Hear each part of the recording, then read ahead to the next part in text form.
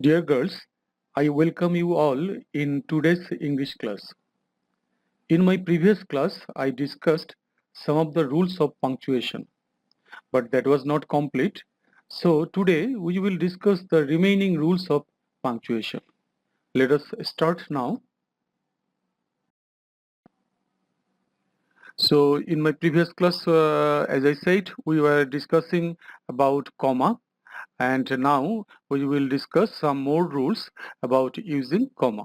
Okay, first, commas and relative clauses. We use commas to mark non-defining clauses. Non-defining clauses mean actually non-essential clauses. Okay, so such clauses normally add extra non-essential information about the noun or noun phrase. Like this example, the ambulance which arrived after just 5 minutes took three people to the hospital immediately.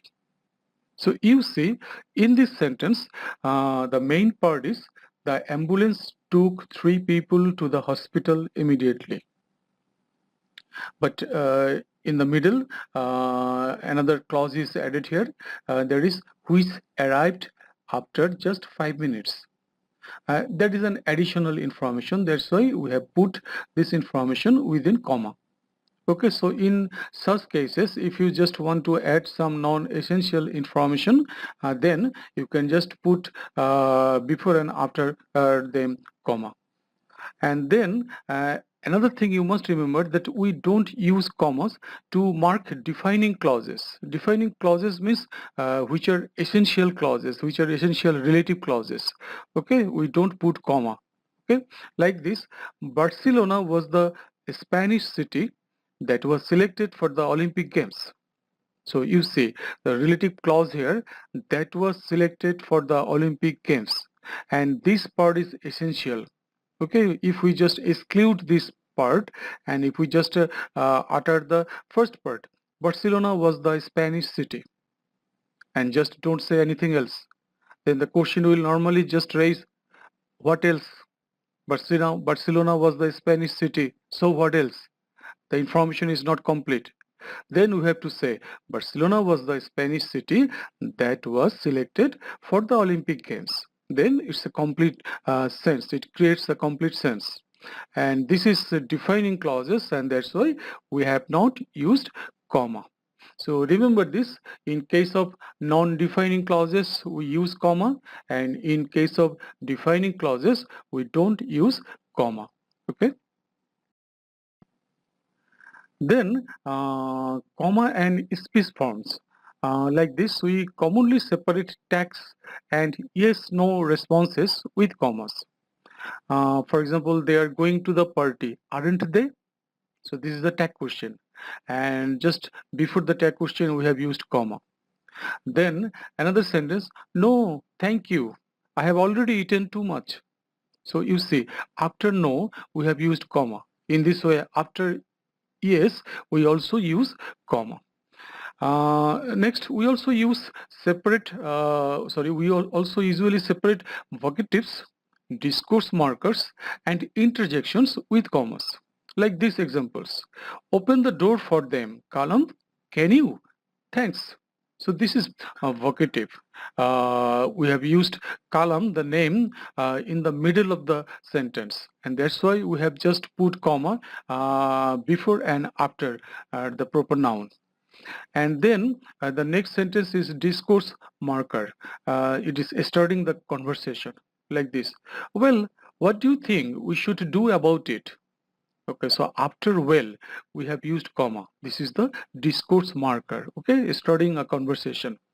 Then next sentence, the use of interjection. Wow, that sounds really exciting. So this is interjection, and after the word wow we have used again comma.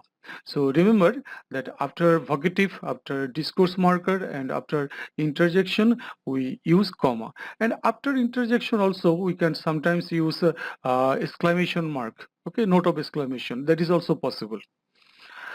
Next is we use commas to show that direct speech is following or has just occurred.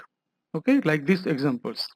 He said in his opening speech, comma. Now is the time to plan for the future. Okay, so first comma, then direct speech within quotation marks. Next sentence, when the direct speech is first, we use a comma before the closing of the quotation marks, like this. We don't want to go on holiday to same place every year. Niti said impatiently. So you see here, the direct speech comes first, and then we put comma and then the quotation marks, and then Niti said impatiently. Okay, so remember these things. Okay, so now after comma, we have come to another punctuating mark, that is colon and also semicolon. We will now learn about the use of colon and semicolon. We use colons to introduce lists. Like this example, there are three main reasons for the success of government, colon, economic, comma, social and political. So you see, there are three main reasons for the success of the government, and we have put a colon. We have put a colon mark. Okay, because we are next going to tell the reasons, and the reasons are coming in the list form. Okay, so before that we have used colon. We also use colons to indicate a subtitle or to indicate a subdivision of a topic, like this: life in province, colon, a personal view. Okay, so this is a subtitle, and that's why we have used colon. We often use colons to introduce direct speeches. So instead of comma, we sometimes also use colon, like this. Then he said, colon, I really cannot help you in any way. So you see, instead of comma, again I am telling you, instead of comma, colon can be used. Okay. Next, we commonly use the colon before sentences when the second sentence explains or justifies the first sentence. Like this example, try to keep your flat clean and tidy, colon. It will sell more easily. So you see that the second sentence just is justified by the first sentence, and they are very much related, and that's why in the middle we can just use colon. Now the use of semicolon, okay? So we use semicolons instead of full stops to separate two main clauses. In such cases, the clauses are related in meaning but are separated grammatically. Like this, Spanish is spoken throughout South Africa, semicolon. In Brazil, the main language is Portuguese. So you see two different clauses, and in the middle we have put a semicolon. Okay, so just instead of semicolon, you can also use here and you can make it a compound sentence. Okay, so semicolons are not commonly used in contemporary English. Nowadays, it is not so much used. Full stops and commas are more common. Okay. So now you will learn about the use of quotation marks. It may be single quotation mark or double quotation marks. Okay, so quotation marks in English are two types, that is single quotation mark or double quotation marks. She said, where can we find a nice restaurant? You see, this is double quotation mark, or it can be also written in this way. She said, instead of comma, colon, then single quotation mark instead of double quotation mark. Where can we find a nice Indian restaurant? Okay, so we can put the reporting clause in three different positions. Note the position of commas and full stops here. This is very important. First sentence, the fitness trainer said, comma, then single quotation mark. Don't try to do too much when you begin. So here quotation mark after comma. Next sentence, don't try to do too much when you begin, within single quotation mark. The fitness trainer said. So here comma before closing quotation mark. And the last sentence, don't try to do too much, comma, the fitness trainer said, again comma, when you begin. So here commas separating the reporting clause. Okay, so in the middle, the fitness trainer said, this part has come.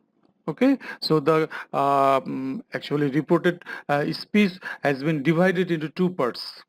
Okay, and we have just separated them by comma.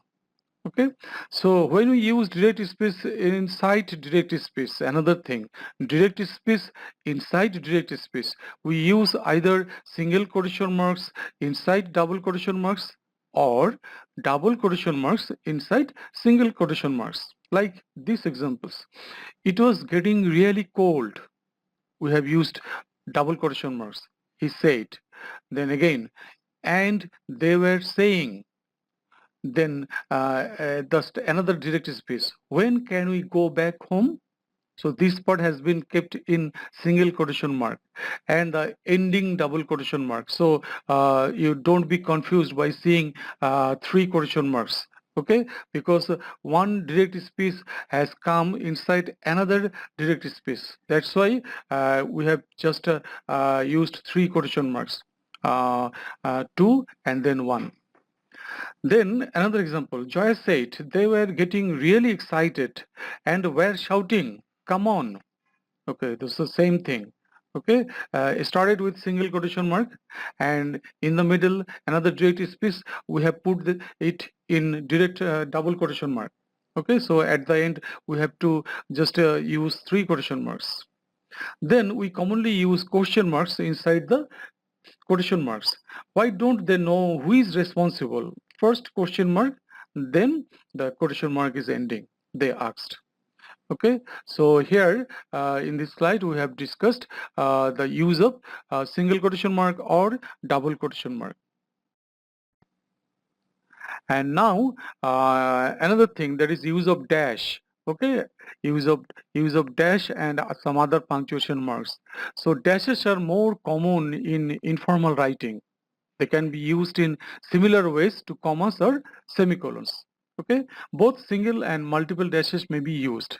Like this example, our teacher dash, who often gets cross when we are late, dash was not cross at all. No one could believe it. So you see, we have used dash here instead of comma. Okay, so another example, just wanted to thank you for a lovely evening, dash. We really enjoyed it. Okay, so we, instead of comma and semicolon, we can use dash. But these are more mainly used in informal English, right? Informal writing. Then another punctuation mark, there is bracket. Okay, so brackets have a similar function to dashes. They often add extra non-essential information like this. Triplo, pronounced Triplo, within bracket, is a small village in the eastern part of England. So you see, within bracket, the information we have put is not so much essential for the sentence, and that's why we have put it in the bracket.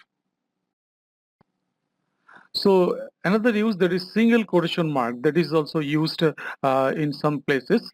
We will just learn about it. We use single quotation marks to draw attention to a word.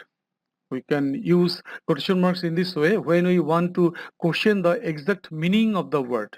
Like this example, I am very disappointed by his apology. You see, we want to just draw attention to this word apology. That's why we have put it in single quotation mark.